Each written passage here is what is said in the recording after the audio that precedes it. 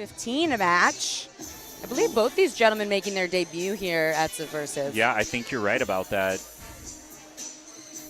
I was trying to find where Tiago trains out of.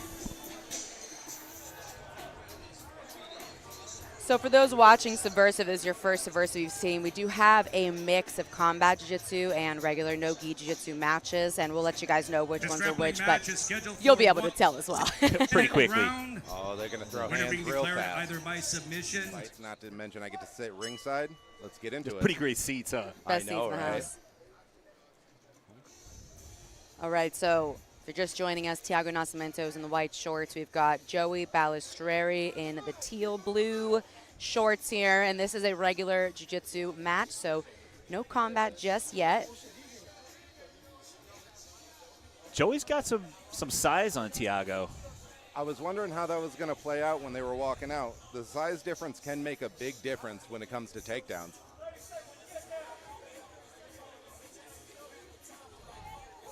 Oh. Nice snap to a front headlock. Really beautiful nice. transition from the front headlock to the underhook, shucked him by to the body lock, and now he's hopping in for the back as two hooks in, not super secure on the upper body though. Tiago's going to find himself in some trouble here. Not a great spot. Wow, almost all the way through to the triangle. These guys are getting after it right away. I'm really liking this. Yeah, and Tiago's jumping on the leg here. Knee bar, that's tight. He has it. That's a big stretch there on the knee bar, but he frees the knee line, switching off to a toe hold. The knee line is lost, though, so it's very, very tough to finish here, that low on the body. But as he's shifting his legs back up, he's starting to gain more control. Joey manages to turn the tables. These guys are going back and forth on each other. That was a great scramble there from Joey out of the toe hold and then to a more dominant position on top. He's got to be careful here, though, with the potential triangle opportunities. But as I say that, he pins the knees together. And as they reset, if they reset in the center, this is going to be a very strong position for a pass. Our refs are working overtime trying to keep him up on the mat. The crowd's digging it. I know. I'm loving the energy of this match right now. They're really putting on a show. That's what you need. The leadoff card, you need these guys to get after it. Yeah, they set the pace and the energy for the rest of everybody to come out right now. Now look at this overwrap Tiago has. He has a very traditional position here. Closed guard overwrap with the left arm. This position can be used very dangerously for mirror locks. Looks like he's trying to punch into a mirror lock, but wow, Joey was able to slip his arm out there. Yeah, Joey was very patient in that position because you can slip the arm out, but you can also get caught trying to slip the arm out. Nice timing. Into another knee bar attempt there from Tiago. Not quite enough bite on the upper part of the leg, and comes out to the feet now to try to go for the front headlock. He's got a good bite on the front headlock. Yeah, he does. Now, we haven't been able to see Joey got that anaconda grip. Or Tiago on top yet. Yeah. So if Tiago is able to get to a top position, we may see a bit of a different game from him. Obviously, they were playing for takedowns in the beginning, so we know he's looking to be in the top position in general. So we can always see a different match when a fighter gets to their preferred position, right? Absolutely.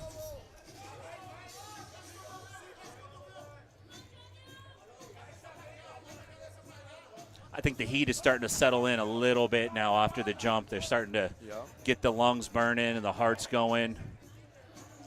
Interestingly, too, Tiago looks like he has a pretty strong bite here. I think he has the grip on the bicep with the right hand, so he has enough torque, but he might not be feeling like it's deep enough to spin through, right? Really you don't want to risk, put it on it. risk spinning through, ducking that head underneath, and really going for, or he might sit back he here. might sit to it, which might be a better option against a big, powerful guy like Joey who can explode out of it if you try to roll through.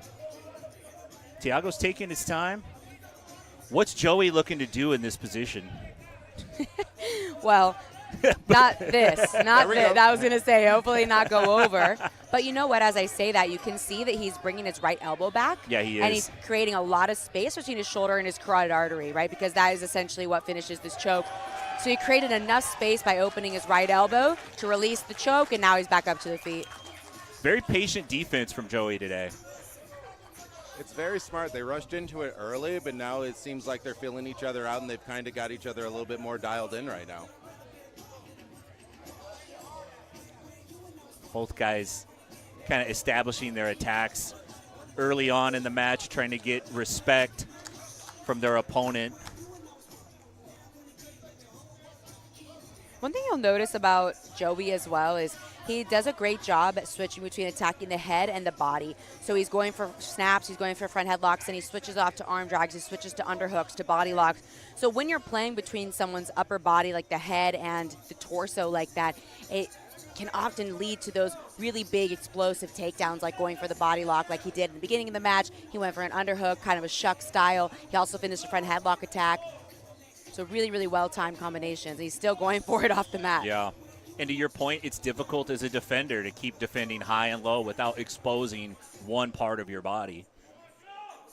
And we got the get-down rule. Can you explain the get-down rule a little bit for our viewers if people haven't seen this before? I'm sorry. I may have misspoke. This might be overtime. I think they're in overtime. I believe they're already in overtime. So the get-down rule, we'll get to that in the combat matches because that does come into play with the combat jiu-jitsu matches. But right now it appears we're going into overtime. Oh, for sure. Little technical glitch. Give you 45 seconds to... Any second of breath that you can get back is definitely needed, especially, too, how hard these guys came out going.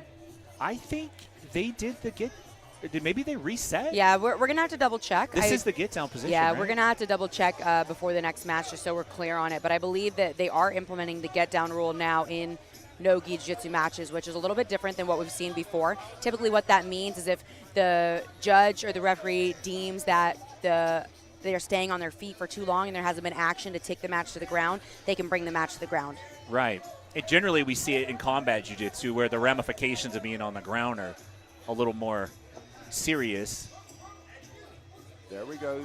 And Tiago's back on the leg. This is the third time he's looked for a leg entrance here. Yeah, he's in on a heel hook this time, but again, doesn't have control of the upper part of the leg. So then once the knee line's free, it can actually put us in very dangerous positions to attack the legs. Yes.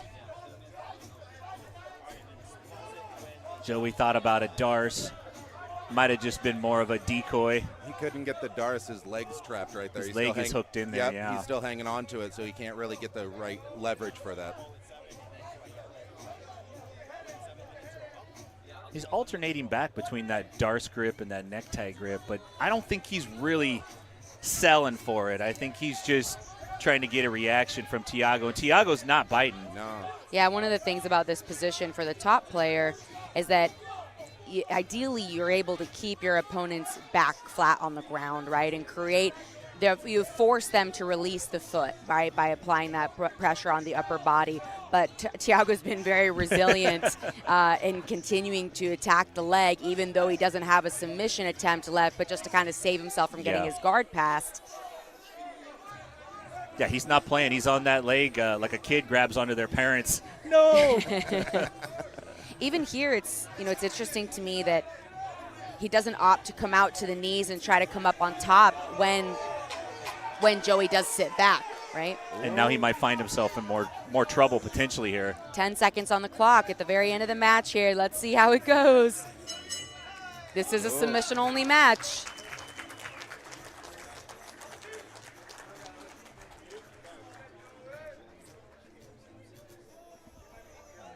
All right, ladies and gentlemen, let me hear a nice round of applause for both these competitors.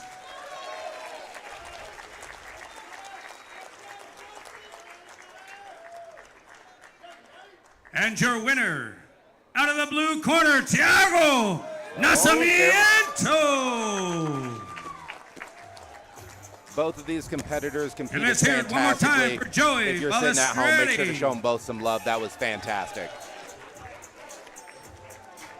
We got our opening win here for Tiago Nacimiento. And it's interesting, being a sub-only event, we definitely see that the judges were really favoring a lot of those submission attempts, especially the leg lock. There was an early knee bar that was very tight. There were a couple toe holds. So even though the match was back and forth, Joey had some big moments, had some great attacks. It definitely was, the decision went in Tiago's favor this time due to the submissions.